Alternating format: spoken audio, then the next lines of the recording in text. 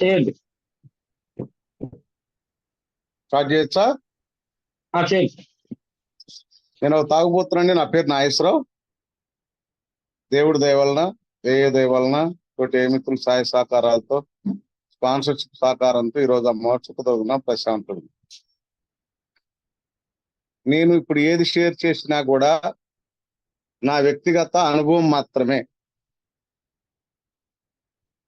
నేను ఏఏకి అధికృతుడిని కాదు. నేను ఏఏలో కోలుకున్న ఒక తాగుబోతుడు మాత్రమే. తిరిగి తాగకుండా ఉండటానికి కొనసాగుతున్న ఒక కామన్ ఆల్కహాలిక్ మాత్రమే. అది దయచేసి నేను చెప్పింది ప్రామాణికం అనేది తీసి పక్కన పెట్టండి.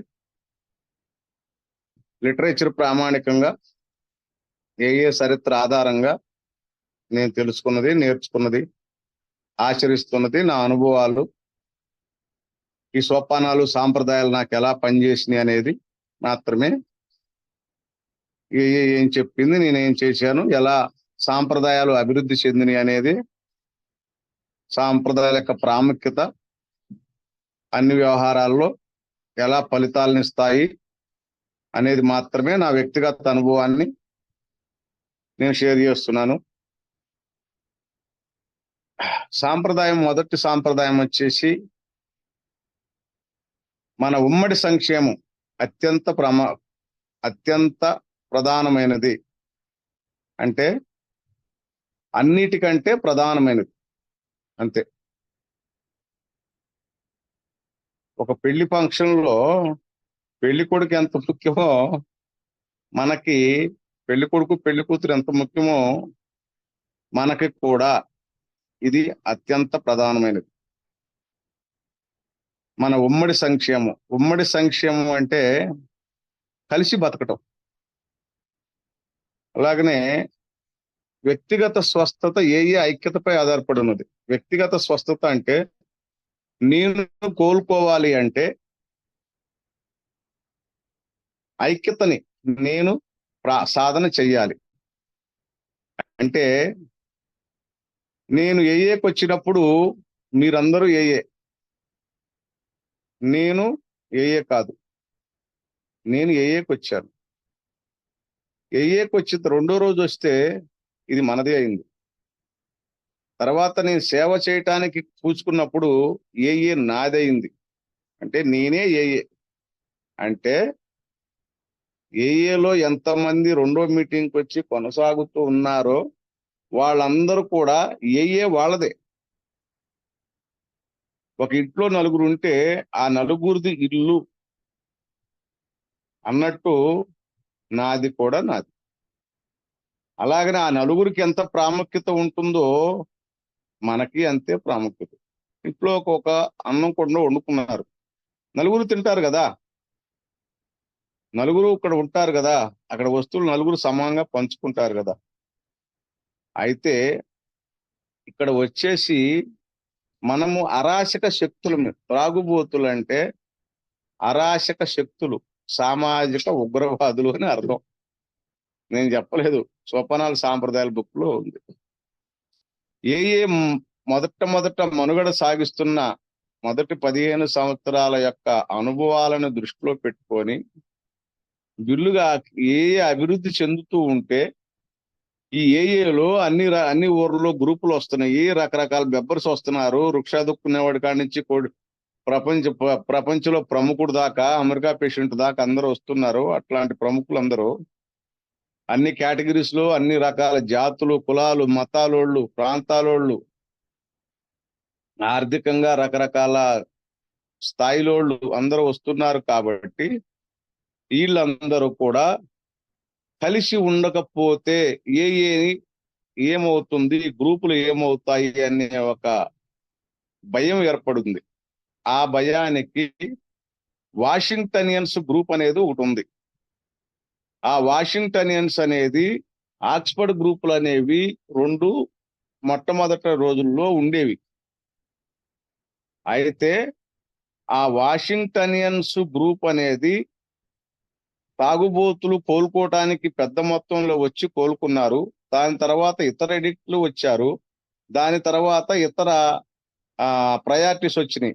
వాళ్ళకి క్లబ్బులు ఏర్పాటు చేశారు, ఉద్యోగాలు లేని వాళ్ళకి ఉద్యోగాలు ఇచ్చారు, జీతాలు లేని వాళ్ళకి డబ్బులు ఇచ్చారు, తిండి లేని వాళ్ళకి తిండి పెట్టారు, ఆరోగ్యం లేని వాళ్ళకి హాస్పిటల్లో చూపించారు.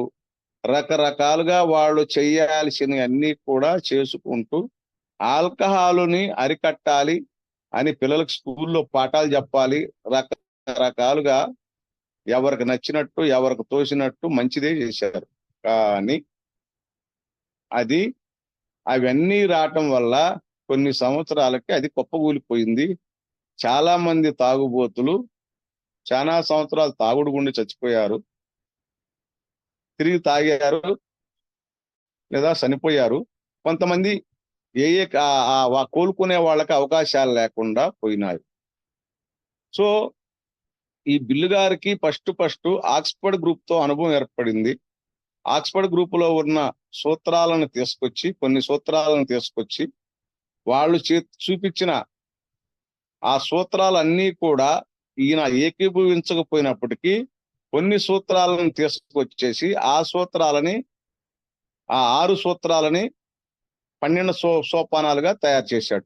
మొదటి సోపానం వచ్చేసి డాక్టర్ సిల్క్వర్త్ గారు ఈయనకి జరిగిన సంభాషణలో ఆయన అనుభవాన్ని ఈయనంటం ఆచరణలో పెట్టడం అనేది కూడా అక్కడి నుంచి నేర్చుకున్నాడు. తాగుబోతుతనం యొక్క భయానక స్వభావం, తాగుబోతుతనం వెనకాల ఉన్న అన్మేనేజబిలిటీ అక్కడ నేర్చుకున్నాడు. ఆ కతిమా 11 సోపానాలు కూడా ఆక్స్ఫర్డ్ గ్రూప్ లో ఉన్న వాటిని తీసుకొచ్చి ఒక ఫెలోషిప్ తయారు చేయడానికి అనుకూలంగా ఆయన సోపానాలు రాశాడు. అయితే సోపానాలు సాధన చేయటం అంటే నాకు నేను ఒక అవినాభావ సంబంధం ఏర్పడుద్ది. ఆ నేను నాకు ఆ భావం ఏర్పడుద్ది, ఉన్నత శక్తితోటి సంబంధం ఏర్పడుద్ది. అదే 12వ సోపానంలో చెప్తారు. ఈ సోపానముల ఫలితంగా ఆధ్యాత్మిక చైతన్యం పొందినందువలన. అలాగనే 12 హామీలు నెరవేర్తాయి. 9వ సోపానం స్పాన్సర్ గైడెన్స్ లో చెప్పినట్టు చేసుకుంటూ పోతే 9వ సోపానంలో 12 హామీలు ఉంటాయి. ఈ అభివృద్ధి పదంలోని సగం దూరం కూడా పోకముందే కలిగే ఫలితాలు విస్మయాన్ని కలిగిస్తాయి. సరికొత్త స్వేచ్ఛను, సరికొత్త ఆనందాన్ని తెలుసుకుంటాము. గతాన్ని తలుపులు వేసి బంధించము, అలానే గతాన్ని తలుపులు వేసి గతాన్ని తలుసుకుంటూ బాధపడము. అవన్నీ కూడా ఆ వాగ్దానాలు నెరవేరుతూ ఉంటాయి. అప్పుడు నాతో నేను భగవంతుడితోటి ఒక సమైక్యత ఏర్పడుతుంది. అంటే తండ్రి కొడుకు మధ్య ఉన్న విభేదాలు తొలగిపోయి మళ్ళీ కలిసికట్టుగా ఎలా జీవిస్తారో అలాగా ఆ ఉన్నత శక్తికి, ఆ దేవుడికి నాకు కనెక్షన్ ఏర్పడుతుంది. ఆ కనెక్షన్ ఏర్పడటాన్ని ఎలా గుర్తించాలి అంటే 12 హామీలు నెరవేరుతా ఉంటాయి. అవి ఎంత బాగా రోజు ప్రాక్టీస్ చేస్తూ పోతే హామీలు ఫుల్ఫిల్ అవుతా ఉంటాయి. అంటే ఆ అసహనం, చికాకు, అసంతృప్తి పోయి స్వేచ్ఛగా, ఆనందంగా, సంతృప్తిగా బతుకుతాము. దానివల్ల ఉపయుక్తంగా బతుకుతాము. నా వల్ల నాకు ఉపయోగం ఉంటుంది, నా వల్ల ఇంటికి ఉపయోగం ఉంటుంది, ఏఏకి ఉపయోగం ఉంటుంది. అయితే నా నెక్స్ట్ సమస్యల్లా కూడా ఇంకొక వ్యక్తితో కలిసి ఉండటం నాకు చేత కాదు. మనకు చేత కాదు అనే మాట నేను అంటలా, నాకు చేత కాదు. నాకు ఊహొచ్చిన కాడి నుంచి లేదు. ఎప్పుడు మా అమ్మ కొడుతూనే ఉండేది, మా నాన్న కొడుతూనే ఉన్నాడు. నా చెల్లెలో నేను ఎప్పుడు కీసులాడుకుంటూనే ఉండేవాడిని, ఎప్పుడు స్కూల్ ఎగ్గొడుతూనే ఉండేవాడిని. ఇంటి పక్కన, ఈది పక్కన ఎవరితోటి కూడా నేను ఉండాల్సిన బంధాలు, తల్లి కొడుకు బంధం, తండ్రి కొడుకు బంధం, భార్యాభర్తల బంధం, నా కొడుకులతో నాకు బంధం, నా స్నేహితులతోటి నా స్నేహితుడిగా ఉండటం, నలుగురిలో ఒకటిగా ఉండటం, నలుగురితో కలిసిపోవటం, సమైక్య భావంతో ఉండటం, ఆ ఉన్న వాతావరణంలో నలుగురు కలిసి ఆటాడుకుంటే వాళ్ళలో కలిసి సంతోషంగా ఆడుకోవటం, ఏదైనా తింటే తినటం, లేదంటే ఏదైనా సినిమాకి వెళ్తే ఉండటం, ఏదైనా పోసుకోలు కోబులు చెప్పుకుంటే నలుగురితో కలిసి ఉండటం నాకు చేత కాదు. ఆ శాత కాదన్న సంగతి తెలవదు, ఎవడన్నా చెప్తే ఎన్నో. అది నాకు పుట్టుక నుంచే ఉంది. నాకు సోదర భావం తెలియదు, నాకు స్నేహభావం తెలియదు, తల్లి తల్లితోటి బిడ్డగా ఎలా బ్రతకాలో తెలియదు, తెలవదన్న సంగతి తెలవదు. ఏదో చెప్తారు, పిల్లగాడు చెప్తే ఏనాడు, గిచ్చితే ఏడుస్తాడు. నేను ఆ బ్యాచ్. అలాగనే కాలక్రమంలో స్నేహితుల మధ్య స్నేహితులుగా ఉండలేదు, చుట్టాల మధ్య చుట్టాలుగా ఉండలేదు, ఇంటి పక్కన పొరుగోళ్ళతో మర్యాదగా ఉండలేదు. ఎక్కడా కూడా ఎవరితో కూడా నాకు కలిసి ఉండటం నాకు చేత కాలేదు. నాకు అది తెలియదు. ఎందుకంటే దాని వెనకాల ఉన్నది ఏదన్న సంగతి నాకు కూడా తెలియదు. అదేంటో కూడా తెలియదు. పైకి కనిపించే వాస్తవ స్థితి, నేను ఒక చిన్నప్పటి నుంచి కూడా, ఊహొచ్చిన కాడి నుంచి కూడా ఎక్కడ ఉన్నా కూడా ఒక ఒంటరి పక్షిలాగా నేను బ్రతికేవాడిని. అంటే ఒక 10 గొర్రులు ఉన్నాయి. ఆ గొర్రుల్లోకి ఒక మేక వస్తే కలవదు, బిక్కుబిక్కుమని ఉంటుంది. అలాగనే ఆ మేకను తీసుకెళ్లి మేకల మధ్య వేసినా మేక మేక అయిపోద్ది. మేక ఆ ఒంటరి, ఆ ఎడబాటు అన్న ఫీలింగ్ పోద్ది. కానీ నాకు అది లేదు. అసలు నా ప్రాథమిక సమస్య పుట్టుక నుంచి అదే. అందుకనే ఏఏలో చాలా మంది సీనియర్లు గాని, నా స్పాన్సర్ గాని, నా కో స్పాన్సీలు గాని చాలా మంది చెప్పుకుంటారు. ఏమని అంటే, మొదటి సోపానము సమస్య. ఆ సమస్య నుంచి అధిగమించటానికి కతిమా సోపానాలు చేస్తే నాకు ఆధ్యాత్మిక చైతన్యం వస్తుంది. ఆధ్యాత్మిక చైతన్యం అంటే ఈ సృష్టిని సృష్టించిన ఒక సృష్టికర్తతోటి, ఈ సృష్టిని నడిపించే ఒక ఉన్నత శక్తితోటి నాకు సమైక్యత ఏర్పడుతుంది. అది అలాగనే మరి నాకు సమస్యలు ఎవరు? ఇంకొక మనిషే నా ప్రాథమిక శత్రువు. భారతదేశానికి పాకిస్తాన్ శత్రువు, పాకిస్తాన్కి భారతదేశం శత్రువు. ఇంకంతే. భారతదేశానికి చాలా మంది మిత్రులు ఉన్నారు, శత్రు దేశాలు ఉన్నారు. కానీ పర్మనెంట్ గా ఎప్పుడు శత్రువు ఎవరయ్యా అంటే పాకిస్తానే. మరి పాకిస్తాన్కి శత్రువు ఎవరయ్యా అంటే మనమే. మనకు శత్రువు ఎవరయ్యా అంటే పాకిస్తాన్. అలాగా నాకు మొదటి శత్రువు సాటి మనిషి. నేను వాడితోటి కలిసి మెలిసి జీవించటం నాకు చేత కాదు అన్న సంగతి నాకు తెలియదు. తెలవదన్న సంగతి తెలవదు, ఎవడన్నా చెప్తే ఎన్నో. నేను పెద్ద యూనిక్ పర్సను, నాకు అన్నీ తెలుసు, నేను పెద్ద మేధావిని, ఇలా ఉంటుంది నా పరిస్థితి. సో ఇది నాకు ఏఏలోకి వచ్చినా కూడా 10 సంవత్సరాలు అదే జరిగింది నాకు. అందరితో కలిసి ఉంటాను, కలిసి నడుస్తాను. ఏఏలో శత్రువులు ఉంటారు, అందరికి సహాయం చేస్తుంటాను, అందరితో పని చేస్తుంటాను. కానీ ఆ సమైక్య ఫీలింగు, ఆ ఇన్సైడ్ ఫీలింగ్ నాకు లేదు. అది నాకు ఇంట్లో కూడా లేదు. తాగట్లేదు, రోజు మీటింగ్లకు వెళ్తున్నాను, సేవ చేసుకుంటున్నాను, ప్రేయర్ చేస్తున్నాను, మెడిటేషన్ చేస్తున్నాను, పుస్తకాలు చదువుతున్నాను, యానివర్సరీకి వెళ్తున్నాను, కన్వెన్షన్కి వెళ్తున్నాను, అన్ని చేస్తున్నాను. కానీ నాకు ఈ మొదటి సాంప్రదాయము, నా స్పాన్సర్ నుంచి గైడెన్స్ తీసుకొని నేను ఆచరణలో పెట్టడం అనేది చేతకాలేదు. కానీ కాలక్రమంలో అది చిన్నంగా, అదే చెప్తారు, నా కోసం నేను చేసుకోలేని పనులను భగవంతుడు చేసి పెడుతూ ఉండటాన్ని ఒక్కసారిగా గ్రహిస్తాము అంటారు.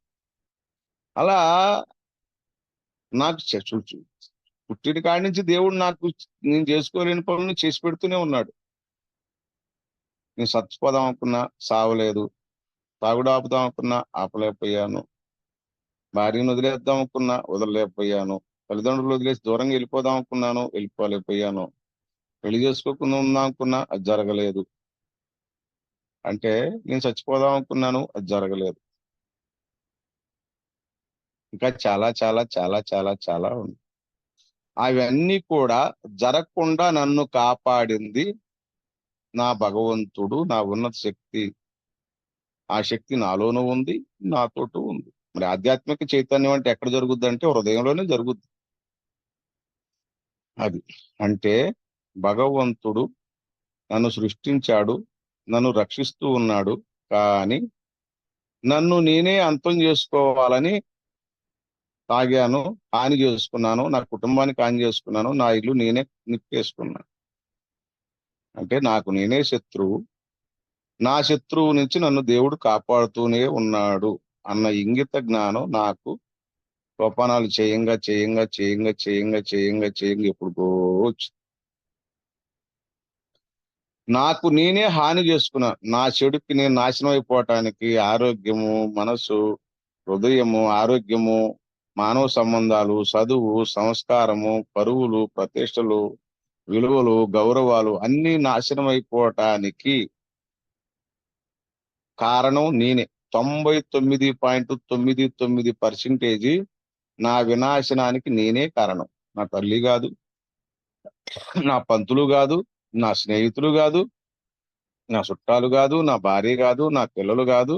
కానీ వాళ్ళందరినీ నిందించు దేవుడు కాదు, ఇంకోటి కాదు, ఇంకోటి కాదు. ఆల్కహాల్ సీసా కూడా కాదు, గంజాయి సిగరెట్టు కాదు, రోడ్డు మీద వ్యభిచారి కూడా కాదు. నాకు నేనే హాని చేసుకున్నాను. నా అయిష్టాలే నన్ను సర్వనాశనం చేశాయి. ఈ కంప్లీట్ బిలీఫ్ సిస్టమ్ కి నేను ఎప్పుడో వచ్చా. వచ్చిన తర్వాత నేను సాటి మనిషితో కలిసి మనుగడ సాగించడం నాకు చేత కాలేదు.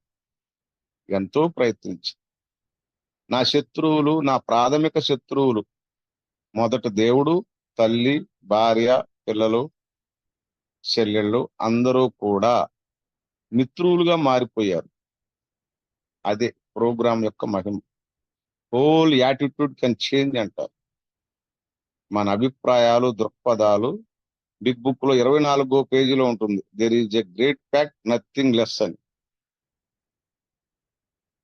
గొప్ప సత్యం, గొప్ప వాస్తవం, ఎటువంటి సందేహం లేని గొప్ప వాస్తవం బిగ్ బుక్ లో 24వ పేజీలో ఉంటుంది తెలుగులో.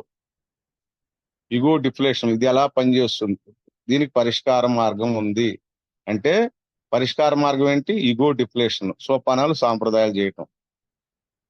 తర్వాత ఏం జరుగుతుందంటే ఆ శత్రువులు మిత్రులుగా, మొదటి మిత్రులుగా మారిపోతారు.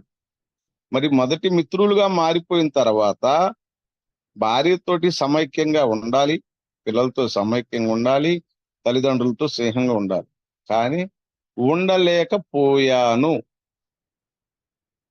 నాకు ఎబిలిటీ లేదు అని అనుకున్నా.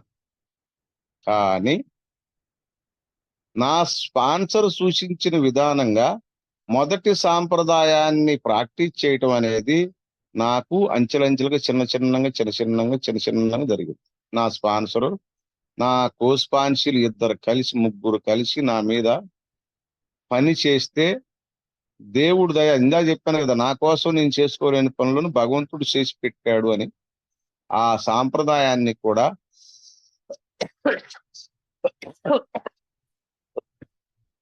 ఇంట్లో ప్రాక్టీస్ చేయటం, వృత్తిలో ప్రాక్టీస్ చేయటం, హోమ్ గ్రూప్ లో ప్రాక్టీస్ చేయటం, ఏఏలో ప్రాక్టీస్ చేయటం, తల్లిదండ్రులతో కలిసి ప్రాక్టీస్ చేయటం, ఇంకొక వ్యక్తితో కలిసి ప్రాక్టీస్ చేయటం అనేది నాకు దేవుడు, నేను చేసుకోలేని పని ఆయన చేసి నాకు పెట్టాడు. కాబట్టి ఈ రోజు నేను ఇంట్లో అందరితో కలిసి ఉండగలుగుతున్నాను. అఫ్ కోర్స్ ఉండాల్సినంత విధంగా ఉంటున్నావా నా స్పాన్సర్ ఎప్పుడు అడుగుతాడు. క్వశ్చన్ మార్కే లేను, క్వశ్చన్ మార్క్ ఏం కాదు, answer is clear.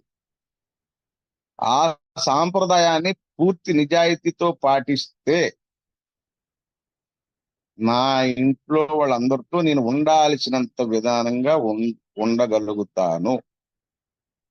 I am safeguard to my family.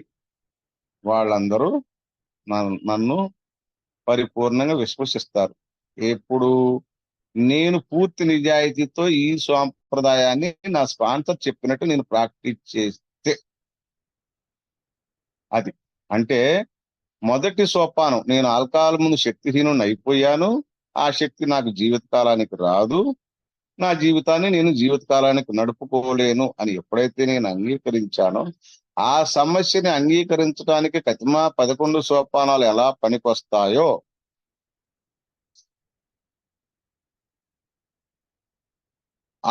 ఆ సమస్య నుంచి విడుదలైన తర్వాత కామన్ వెల్ఫేర్, నేనెవరిని, మానవ జాతికి సంబంధించిన ఒక మనిషిని, గొర్రెను కాదు, పశువు కాదు, పక్షి కాదు, ఏనుగు కాదు, అడవిలో శతపుల్ని కాదు, లేకపోతే బొక్కలో ఉన్న సీమని కాదు, నేను ఒక మనిషిని.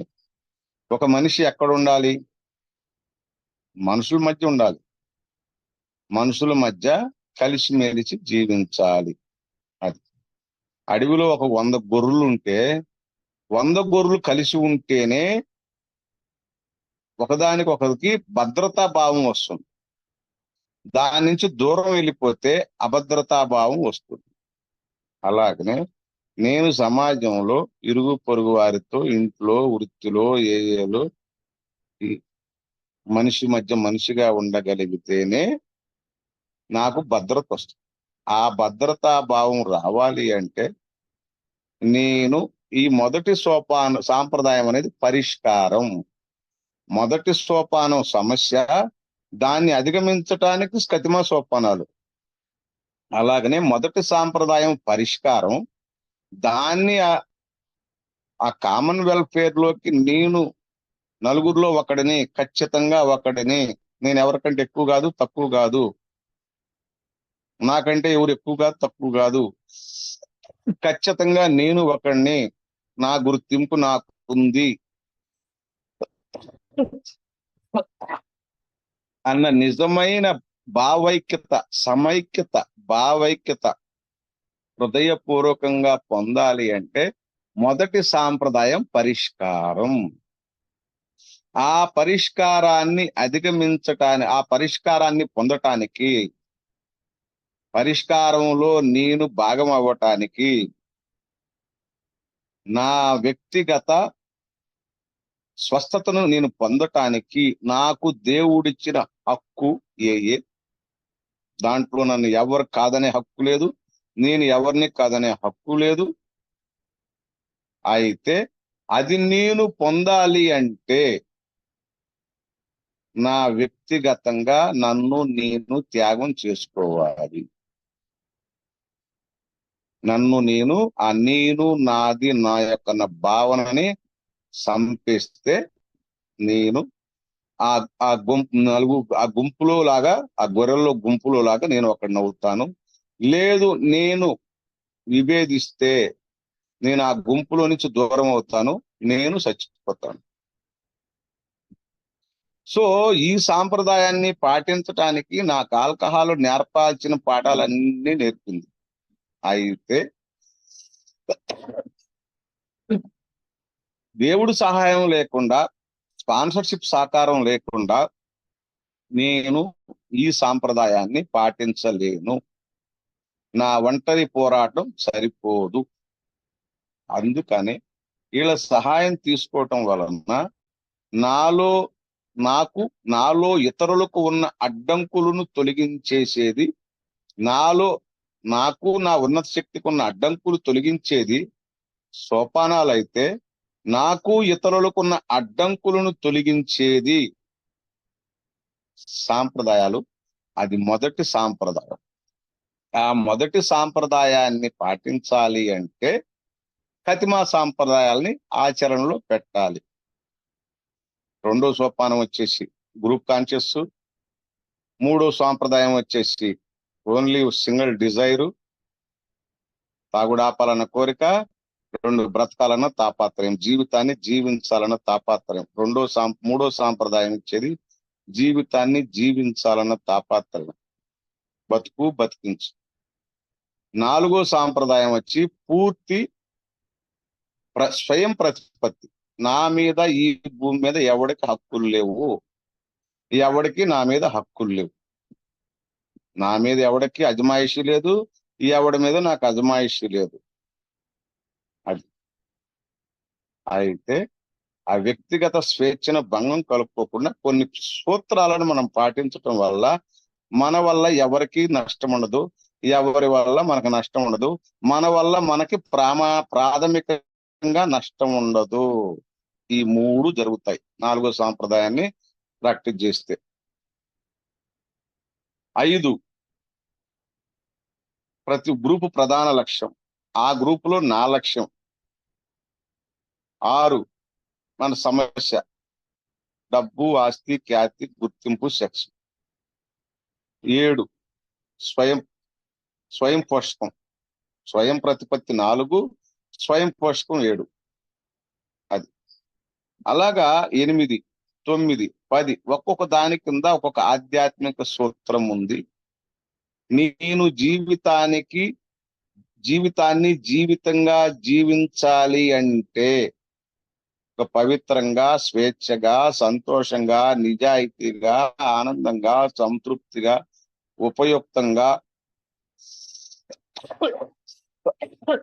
విలువలతోటి, పరువుతోటి, ప్రతిష్టతోటి,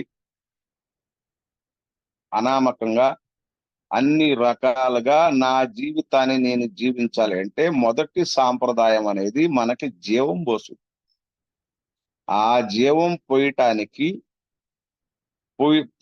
మనలో జీవం పుట్టి పెరగాలి అంటే నా ఒరిజినల్ నాగేశ్వరరావు నేను కాదు, నా నకిలీ నాగేశ్వరరావు చచ్చిపోయి నా ఒరిజినల్ నాగేశ్వరరావు బయటపడాలి, నేనుగా జీవించాలి అంటే నాకు మొదటి సాంప్రదాయం చేసినంత సహాయం అఫ్ కోర్స్ ఏది చెయ్యదేమో అనిపించింది.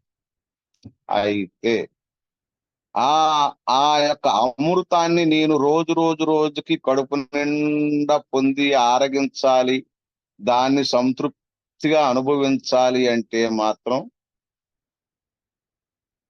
నా వ్యక్తిగత త్యాగాన్ని బలివ్వాల్సి వచ్చింది. ఆ నేను అన్న పదం తీసే, నేను ఒక తాగుబోతుని, ఇంకేం కాదు, నాగేశ్వరరావు కులం కాదు, మతం తీసే, నేను ముందు వచ్చాను ఏలకు తీసే, ఇవన్నీ చెత్తంతా తీసేసి ప్రపంచ ఐక్యతకి నేను కట్టుబడి ఉన్నానా లేదా?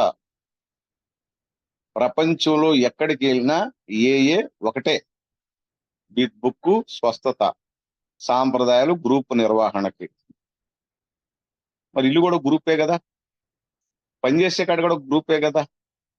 అలాగనే అక్కడ ఎక్కడికి వెళ్ళినా ఏం చేసినా నా వ్యక్తిగతాన్ని, నా వ్యక్తిత్వాన్ని, నా వ్యక్తిత్వంలో ఏముంది? నన్ను నేనే మోసం చేసుకున్నా, నాకు నేనే అబద్ధాలు చెప్పుకుంటా, నాకు తాగుడు ఎవరు నేర్పలేదు, గాలి తిరుగుడు ఎవరు నేర్పలేదు, అబద్ధాలు ఎవడు నేర్పలేదు, స్కూల్ ఎగ్గొట్టమని ఎవడు నేర్పలేదు, దొంగతనాలు చేయమని ఎవడు నేర్పలేదు. దీన్ని చంపుకోవటానికి కూడా నేను వెనకాడితే అది నన్ను చంపేస్తుంది.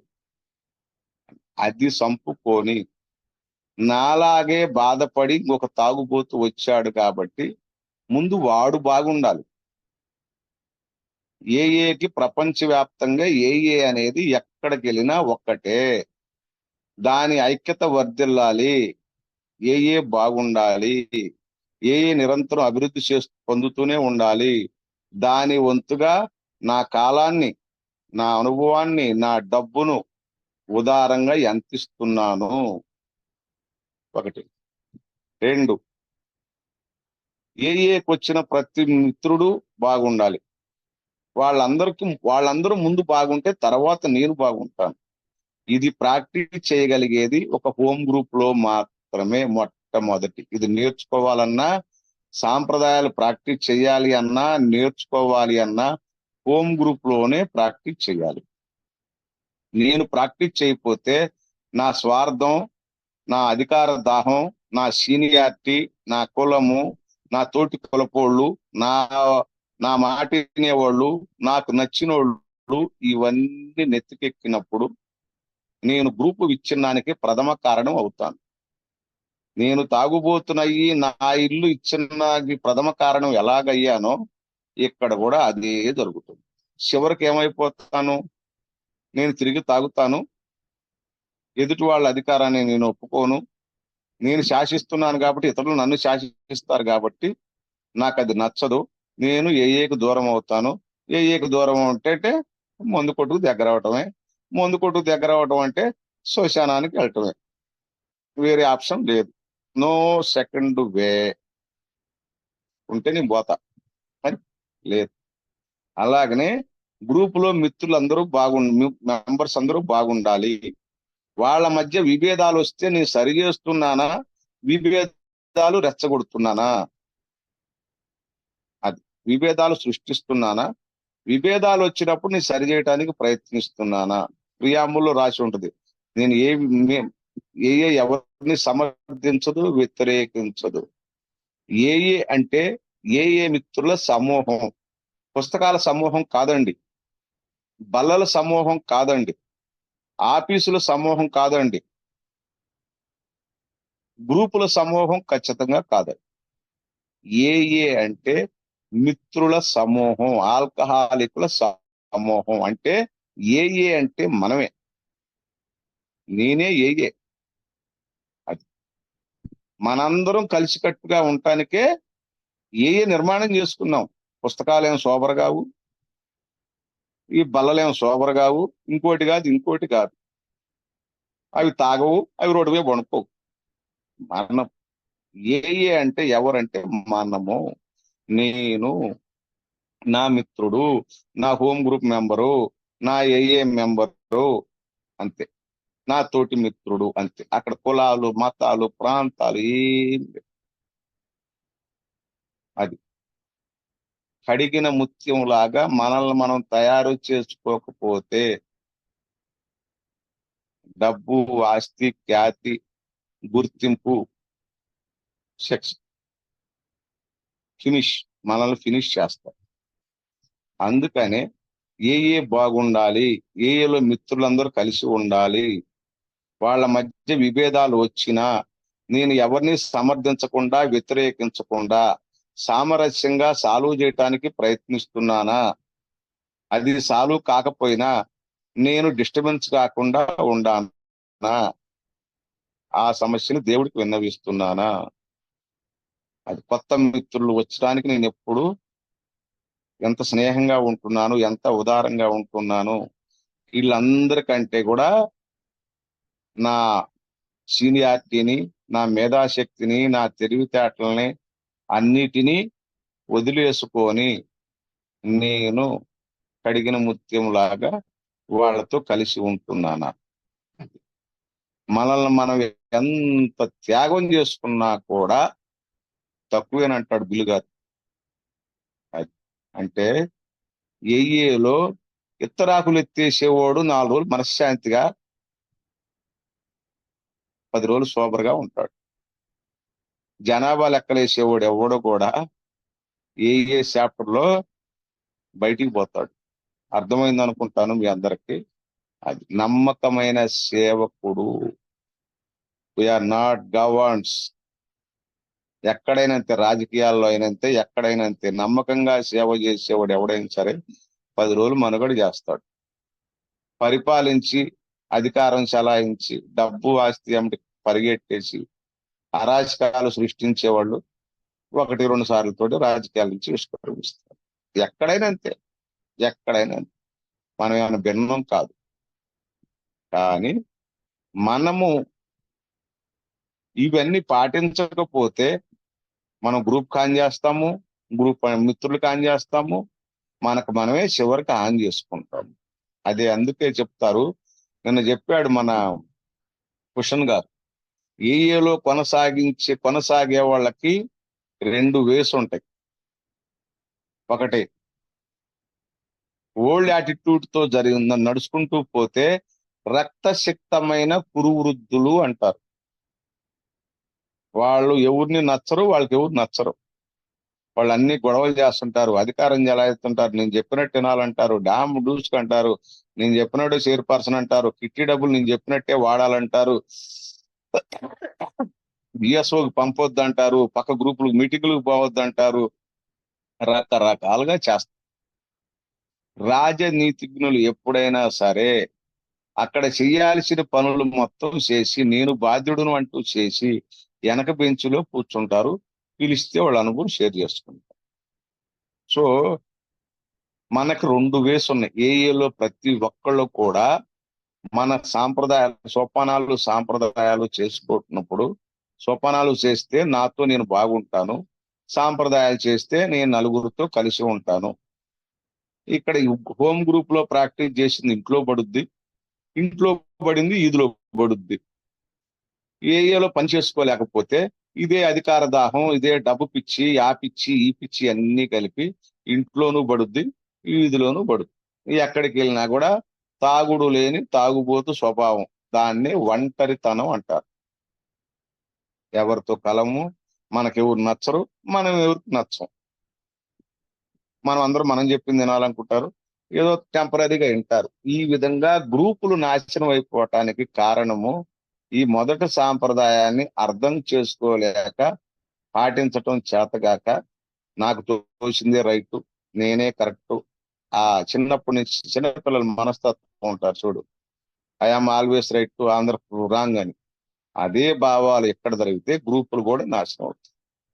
సో ఈ సాంప్రదాయాన్ని ప్రాక్టీస్ చేయటం అంటే ఆధ్యాత్మికత యొక్క అమృతని కడుపార ఆస్వాదించటమే. దాన్నే జీవించు, జీవించనియ్యి, బతుకు, బతకనియ్యి, నలుగురిలో నారాయణ, గుంపులో గోవింద, శతకోటి లింగాల్లో నేను ఒక బోడి లింగాన్ని. ఒక కేజీ రైస్ తీసుకోండి, రైస్ లో ఏ ఇత్తనం, ఏ గింజ పెద్దది, ఏ గింజ చిన్నది,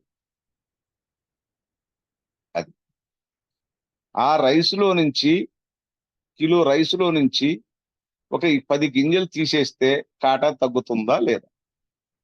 అది అంటే ఆ 100 రూపాయల కట్ట 10,000 కట్ట ఉంటే ఒక నోటు తగ్గినా కూడా కట్ట వీక్ అయింది, 10,000కి తగ్గిపోద్ది, 10,000కి లోటు వచ్చింది.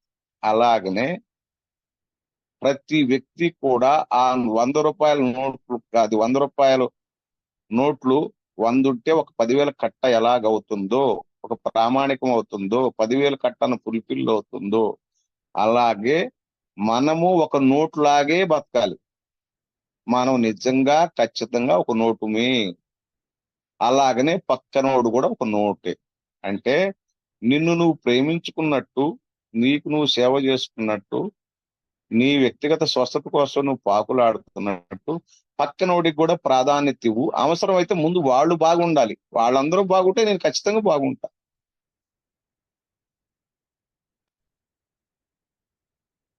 వాళ్ళందరూ బాగుంటే నేను బాగుంటా, ఖచ్చితంగా బాగుంటా. అదే ఆ మొదటి సాంప్రదాయాన్ని ఆచరణలో పెట్టుకుంటూ పోవాలి అంటే చాలా దమ్ము, చాలా ఉంటుంది. ఎందుకంటే మనం పక్కనోడు చూడంగానే మనకు మెదడు పిటపిటలాడుతుంటది. వాడు తెలుసో తెలియకో సరదాగా ఎప్పుడన్నా రాంగ్ షేరింగ్ చేసినా, 10 నిమిషాలు ఎక్కువ మాట్లాడినా, తొందరపడి మనలో ఒక చిన్న మాట అన్నా అది పెట్టుకొని ఉడికే స్వభావం మనం. అది ఇంట్లో కావచ్చు, ఇదిలో కావచ్చు. అలాగనే ఒక నేను ఎంత ఎదవని, నేను ఎంత లంగాని, నేను తప్పుడు నాకూడదని ప్రతి ఒక్కళ్ళు మనం ఏడుస్తూ ఉంటామో, ప్రతి ఒక్కళ్ళు తాగుబోతులది. మరి ఇంతమంది అరాచక శక్తులు కలిసి ఉండటం ఎలా?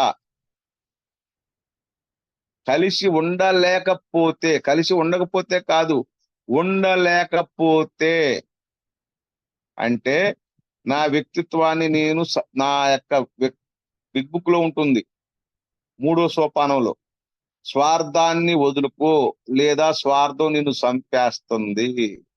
అది అక్కడ స్వార్థం చచ్చిపోయిన తర్వాత ఆ చచ్చిపోయిన ప్లేసులో సరికొత్త నిర్మాణాన్ని చెయ్యగలిగేది మొదటి సాంప్రదాయం. ఇప్పుడు 1 ఎకరం పంట ఉంది, ఒక ఎకరం పొలం ఉంది. ఆ ఎకరం పొలంలో మనము కొత్త పంట వేయటానికి చేను శుభ్రం చేసాం. ఒక నెల రోజులు ఏం పంటేలా ఏమైంది, మళ్ళీ కలుపు మొక్కలు వస్తాయి. మళ్ళీ శుభ్రం చేసాం, మళ్ళీ ఒక నెల ఏ పంట వేయాల ఏమవుతుంది, మళ్ళీ కలుపు మొక్కలు వస్తాయి. మళ్ళీ ఇంకో నెల ఏ పంట వేయాల మళ్ళీ కలుపు మొక్కలు వస్తాయి. అంటే సోపానాలు ఒక్కటే చేసినంత మాత్రాన ఉపయోగం లేదు అని చెప్పటానికే ఈ ఉదాహరణ చెప్పా. మరి సాంప్రదాయాలు ఏంటి అంటే, ఆ చేను శుభ్రం చేసిన తర్వాత పత్తి మొక్కలు, మిరప మొక్కలు, ఏదో ఒక పంట ఒక క్రమబద్ధంగా వేసి పెంచుతా ఉంటాం. రైతు వేస్తాడు, విత్తనాలు వేస్తాడు, మొక్క మొలుస్తాయి, కలుపు వచ్చుద్ది, విత్తనాలు మొక్కలు అవుతాయి, మళ్ళీ కలుపు తీస్తాడు, మొక్కలకు ఎరువు వేస్తాడు, మొక్కలు పెరుగుతుంటాయి, మళ్ళీ కలుపు వస్తుంది, మళ్ళీ కలుపు తీస్తాడు, మళ్ళీ మొక్కలు పెరుగుతుంటాయి. అంటే కొన్ని రోజులకి మొక్కలు ఎరిగి కలుపు అనేది తగ్గిపోతూ ఉంటుంది. అలాగనే మన జీవితంలో అన్ని వ్యవహారాల్లో సాంప్రదాయాలు ప్రాక్టీస్ చేయాలి అంటే కామన్ వెల్ఫేర్ ని ప్రాక్టీస్ చేయాలి. కామన్ వెల్ఫేర్ ని బాగా మరింత మెరుగ్గా రోజు రోజుకి పెంపొందించుకోవాలి అంటే ఎవరు ఎలా ఉన్నా, పరిసరాలు ఎలా ఉన్నా, పరిస్థితులు ఎలా ఉన్నా, వ్యక్తులు ఎలా ఉన్నా, ఉద్యోగం చేసే కాడ ఎలా ఉన్నా, ఈ పరిస్థితులు బాగున్నా బాగలేకపోయినా, భార్య పిల్లల్లో మంచోళ్ళు ఉన్నా చెడ్డోళ్ళు ఉన్నా, తప్పు చేసేవాళ్ళు ఉన్నా చేయనోళ్ళు ఉన్నా బాగుపడేవాళ్ళు ఉన్నా, ఎవరు ఎలా ఉన్నా సరే నాకు వాళ్ళతో సంబంధం లేదు. నేను ఎలా ఉన్నాను అన్నది ముఖ్యం. అది ఏ గ్రూప్ లో కావచ్చు, వృత్తిలో కావచ్చు, ఇంట్లో కావచ్చు, సమాజంలో కావచ్చు. ఎందుకంటే నేను ప్రాక్టీస్ చేస్తున్న సాంప్రదాయం నా పిల్లలకు లేదు, అవసరం లేదు, నా భార్యకు లేదు, నేను పనిచేసే కాడ అవసరం లేదు, నా గ్రూప్ లో చాలా మంది చేస్తే చేస్తారు లేత లేదు, అది వాళ్ళ వ్యక్తిగతం. సమాజంలో వాళ్ళకి లేదు, వాళ్ళకి స్వప్నాలు తెలియదు, వాళ్ళకి అవసరం లేదు. కానీ నాకు అవసరం. ఎందుకంటే నేను జబ్బుపడ్డ వ్యక్తిని, నేను ఎవరితో కలిసి ఉండలేను. ఆ కలిసి ఉండటానికి, కలిసి పని చేయటానికి ఇది మొదటి సాంప్రదాయం యొక్క ఆధ్యాత్మికత యొక్క సారాంశము. అది డబ్బున్నా లేకపోయినా, బాధలున్నా, కష్టాలున్నా, నష్టాలున్నా హాయిగా సాఫీగా సాగిపోయేటానికి. ఎందుకంటే పరిస్థితులు ఎప్పుడు మారుతూ ఉంటాయి, ఎల్లప్పుడూ ఒక రకంగా ఉండదు, ఎవడికి ఉండదు. బిల్ గేట్స్ ఉండదు, కోటేశ్వరుడికి ఉండదు, అడుక్కునేవాడికి ఉండదు, మనకు అసలే ఉండదు. అలాగనే ఈ సాంప్రదాయాన్ని ప్రాక్టీస్ చేస్తే నా హృదయమే నా స్వర్గం, నా ఇల్లే నా స్వర్గం, నా ఏనే నాకు ఊహా స్వర్గం, ఇంతకు మించి ఏది అవసరం లేదన్న భావన మనకు కలుగుతుంది. బిల్లు కథలో లాస్ట్ లో చేస్తాడు, ఊహా స్వర్గం మించి ఇంతకు మించి బయట ఎతకాల్సిన అవసరం లేదు, ఆ స్వర్గం ఇక్కడ మనలోనే ఉంది, మనతోటే ఉంది. అంటే మనం ఎవరు ఒక నిమిషం మనశ్శాంతి కోల్పోయిన వ్యక్తి నేనైతే అదే. నాకు వచ్చిన దాకా ఏదో పరుగు సినిమాలో డైలాగ్ ఉంటుంది, హీరోయిన్ తో అంటాడు, ఊహ రాకముందు కానించి పరిగెడుతూ ఉన్నాను, నిన్ను చూసి ఆగిపోయానని. అది నేను వచ్చిన దాకా పరిగెడుతూనే ఉన్నా. దేనికోసం పరిగెడుతున్నానో తెలియదు, నాకేం కావాలో తెలియదు, నేను ఏం కోరుకుంటున్నానో తెలియదు, ఏది ఉంటే తృప్తిగా ఉంటానో తెలియదు, ఏది ఎందుకు రావట్లేదు తెలియదు, ఎందుకు తాగుతున్నానో తెలియదు, ఎందుకు విలువలు పోతున్నాయో తెలియదు, ఎందుకు ఆరోగ్యం పోతున్నో తెలియదు, ఎందుకు దిగజారుతున్నానో తెలియదు, ఏం జరిగిందో తెలియదు, ఏం జరుగుతుందో తెలియదు, ఏం జరగబోతుందో తెలియదు, ఎప్పుడు చేస్తానో తెలియదు, ఎలా చేస్తానో తెలియదు, ఎందుకు చేస్తానో తెలియదు. 1000 క్వశ్చన్లు, ఆన్సర్ ఒకటే, తెలియదు, నయమాలు. అప్పుడు వచ్చాక ఆగిపోయాను. కానీ వచ్చాక ఆగిపోయాను కానీ మనశ్శాంతి లేదు. ఇంట్లో గొడవలే, వృత్తిలో న్యూసెన్స్లే, ఏయోలో అందరితో పైకి నవ్వుతూ ఉంటాను, లోపలేమో కొనుక్కుంటూ ఉంటాను, మళ్ళీ అందరికి సేవ చేస్తాను, పుస్తకాలు, ప్రేయర్లు, మెడిటేషన్లు, బుక్స్ రీడ్. అదే అంటారు ఇన్సానిటీ అంటే ఏంటి అని. ఒక మాకు మీటింగ్ లో టాపిక్ ఉంది. ఒక అమెరికా నుంచి ఒక లేడీ వచ్చింది, ఆమె చెప్పింది ఇన్సానిటీ అంటే చేసిన తప్పులు పదే పదే చేయటం అని మన వాళ్ళు అందరూ చెప్తున్నారు, రకరకాలు ఏదో చెప్తున్నారు. ఆ మేడం చెప్పింది ఇన్సానిటీ అంటే ఏం లేదు నాయన, 12 సోపానాలు సాంప్రదాయాల ప్రోగ్రామ్ లో ఉంటూ అవి చెయ్యకుండా ఉండటమే ఇన్సానిటీ నాయన అని చెప్పింది. అదే ఇన్సానిటీ అంటే ఏంటి అంటే 2వ సోపానంలో ఉంటుంది. అంటే నువ్వు శానిటీకి రాకపోతే సోపానాలే ప్రాక్టీస్ చేయలేవు, సాంప్రదాయాలు ఎక్కడ చేస్తావు? ఇవన్నీ ఏంటంటే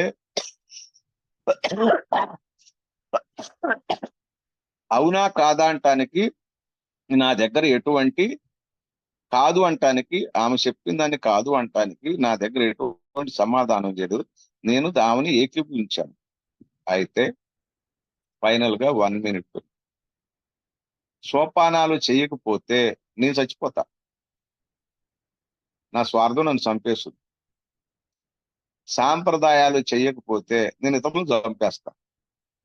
సోపానాలు చేసి బలం పుంజుకుంటా, కానీ సాంప్రదాయాలు చేయకపోతే ఇతరులతో నేను కలిసి ఉండలేను. కాబట్టి